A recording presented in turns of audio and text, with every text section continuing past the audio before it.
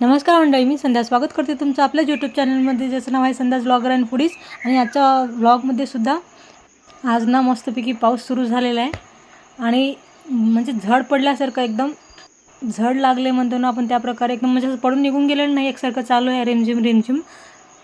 अशा वातावरणात ना कशाची ध्यान येते ती म्हणजे कांदे पकोड्याची, आहे की नाही.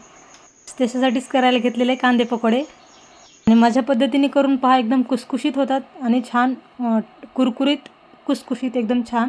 त्यासाठी एकदम एवढेसे कांदे हे करून घेतलेले, चिरून घेतलेले आहेत, म्हणजे भरपूर असे कांदे चिरून घेतलेले आहेत. आणि त्यांना स्वच्छ धुवून घ्यायचं.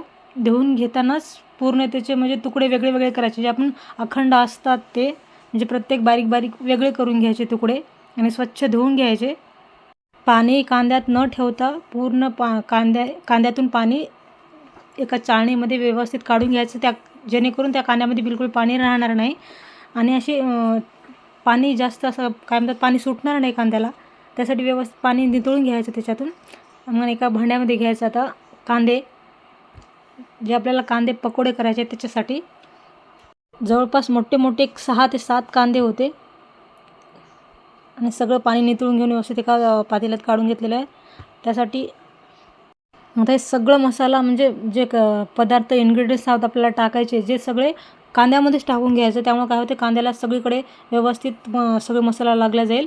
अगोदर सुरुवातीला टाकलेले आपण तिखट, लाल तिखट, नंतर जिऱ्याची पूडच काढून ठेवलेली, ती पूड टाकली जिऱ्याची 1 चमचाभर. आणि 1 चमचा हे ओवा, ते क्रश करून, हातावरच क्रश करून टाकायचं. त्याला कुटत वगैरे बसायची काय गरज नाही, एकदम छान होतं तसंच. आणि 1 चम्मच मीठ. त्यानंतर टाकायचं थोडंसं खायचं सोडा. आणि ह्याचं कसं आहे, जास्त नाही टाकायचं आपल्याला, थोडंसंच टाकायचं, तरीसुद्धा मस्त होतं कुसकुशीत. आणि ही आहे कोथिंबीर. कोथिंबीरला स्वच्छ धुवून घ्यायचं. अगोदरच कट करून ठेवलेलं होतं फ्रीजमध्ये, म्हणजे फक्त आता धुवूनच घ्यायचं. धुवून ठेवल्याच्या नंतर ते नासून जाते, म्हणून फ्रीजमध्ये ठेवताना धुवून ठेवायचं नसते आणि वापरताना धुवून घ्यायचं. भरपूर असं कोथिंबीरसुद्धा.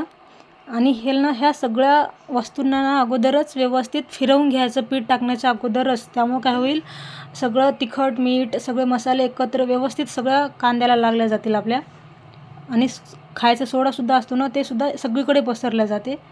पर्यायी आपण पीठ टाकल्याच्या नंतर पिठामध्ये सुद्धा पसरलं जाते. त्याच्यामुळं काय होईल, आपल्या जे कांदे पकोडे करणार आहोत आपले, ते कुरकुरीतसुद्धा होतील आणि कुसकुशीतसुद्धा होतील.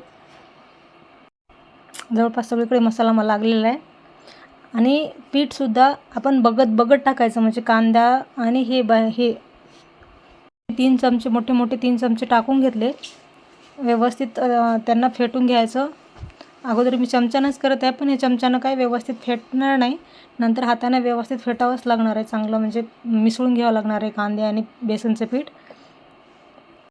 पीठ टाकणं होईपर्यंत, म्हणून मी चमच्याने फिरून घेत आहे. आणि व्यवस्थित हे करायचं. आणि थोडंसं बाइंडिंग येईपुरतं पाणी टाकून घ्यायचं. पाणी काय जास्त टाकायचं नाही, नाहीतर शेवटी खूप पातळ होऊन जाईल पीठ. थोडंसं त्याला पीठ काय म्हणतात, त्याला कांद्याला एकजीव व्हायपुरतं थोडंसं थेंबर पाणी टाकून घेतलं आणि व्यवस्थित हातानं अजून व्यवस्थित एकजीव करून घ्यायचं. आणि कांदे जास्त दिसत आहेत, पीठ कमी दिसत आहे, त्याच्यामुळं अजून 3 चमचे पीठ टाकून घेतलं मी. हे पहा, त्याच्यामुळं काय होईल, व्यवस्थित कांद्याला बाइंडिंग येईल. आणि जास्त पण नाही टाकून घ्यायचं, फक्त त्यांना कोटिंग होईपुरतं कमी. आणि असे कुसकुशीत होतात ना, हे खूपच मस्त चविष्ट झाले होते. आता कोणी म्हणतात तांदळाचं पीठ टाकायचं, कोणी काहीही आवश्यकता नाही.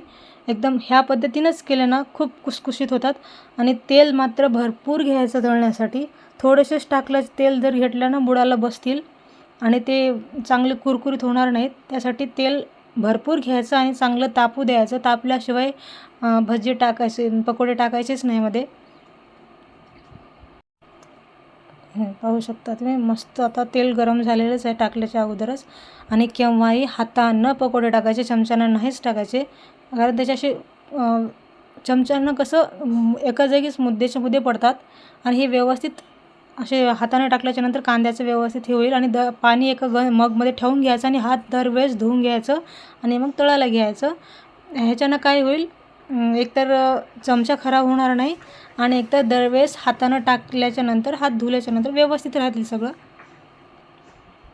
आता आपण ते कसं करतो, हात खराब होईल ह्याच्यानं चमच्यानं टाकतो, पण एक मगभर पाणी घेतल्याच्यानंतर हात धुतोच आपण व्यवस्थित. मग इकडं चमच्याला हात लावला म्हणजे झारीला हात लावायला काही प्रॉब्लेम येणार नाही. आणि हातानंच पकोडे टाकायचे दरवेळेस, म्हणजे छान होतात पकोडे. हे पाहू शकता तुम्ही, मस्त एकदम मस्त झालेले आहेत आपले पकोडे.